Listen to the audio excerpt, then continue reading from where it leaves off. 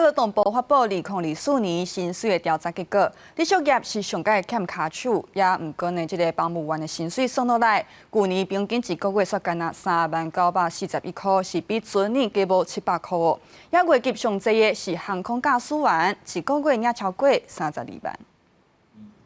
整理房间无用气气，旅客一退房，公务员都无用整理，工作无轻松。不过，劳动部发布2024年无同款职业类别薪水调查统计结果，亲像欠人严重的旅宿业，无分旅宿类型，公务员的平均薪水，去年一个月薪水是3万，比去年同期的薪水只加无到700。而且旅宿一缺的平均薪水无到3万，薪水3万以下就占4成，3万2以上的无到2成。房务员的起薪平均薪资其实是有点不一样的。因为这个调查其实是讲不分这些不同类型的房务员的平均薪资，就没有办法看出不同形态的房务员的差别。工作1年来讲的话，看他的工作表现，那我们通常会在年底或是在下一个年初。看你的工作表现，然后我们也会做一个调薪的一个幅度。另外，这摆调查显示，上悬薪水的职业是航空驾驶员，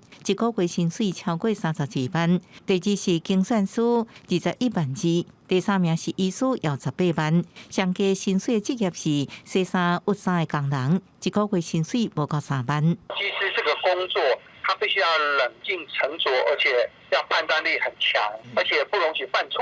他必须要经过层层的飞行训练，身体的体检，相对的